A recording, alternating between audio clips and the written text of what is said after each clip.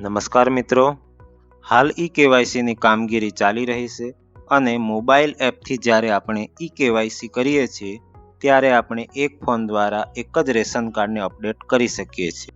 તો જોઈએ એક જ ફોનથી એકથી વધારે રેશન કાર્ડ કઈ રીતે અપડેટ કરી શકાય।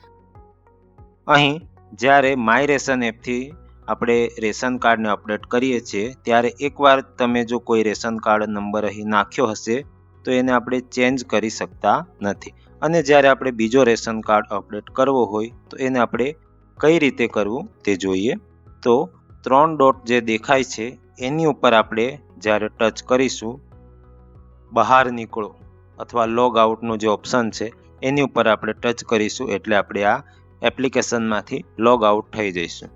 હવે ફરી આપણે આ એપ્લિકેશનને ઓપન કરવાની છે અને અહીં જે બીજો ઓપ્શન છે એકાઉન્ટ સ્વિચ કરો એની ઉપર આપણે ટચ કરીશું એટલે અહીં નવા વપરાશકર્તા અહીં આપણે ટચ કરીશું અને અહીં તમારું પૂરું નામ, મોબાઈલ નંબર, જે બીજો મોબાઈલ નંબર છે એ આપણે અહીં નાખવાનો રહેશે। આટલું થઈ ગયા પછી મોબાઈલ નંબર ચકાસો એની ઉપર આપણે ટચ કરીશું।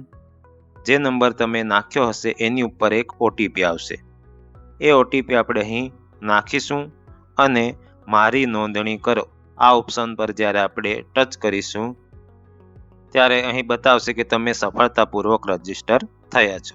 હવે એની નીચે જે લોગિન બટન છે એની ઉપર આપણે ટચ કરીશું એટલે તમે જે મોબાઈલ નંબર નાખ્યો છે એ નંબર અહીં નાખવાનો છે અને ઓટીપી મોકલો એ બટન ઉપર આપણે ક્લિક કરીશું એટલે તમારા ફોન ઉપર એક ઓટીપી આવી જશે। એ ઓટીપી નાખ્યા પછી અહીં નીચે ઓટીપી ચકાસો આ જે ઓપ્શન છે એની ઉપર આપણે ટચ કરીશું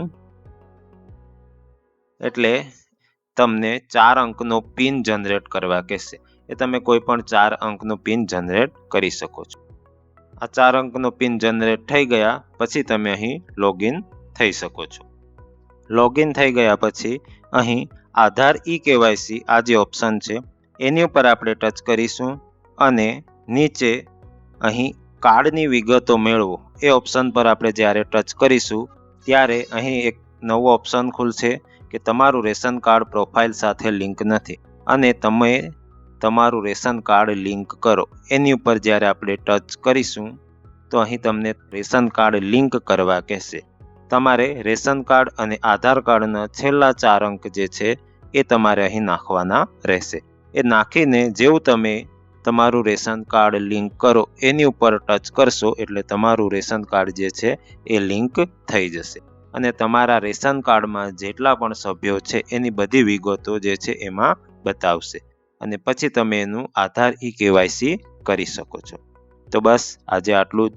જો તમને અમારો વિડીયો ગમ્યો હોય તો વિડીયોને લાઈક અને ચેનલને સબસ્ક્રાઈબ જરૂરથી કરજો। ધન્યવાદ।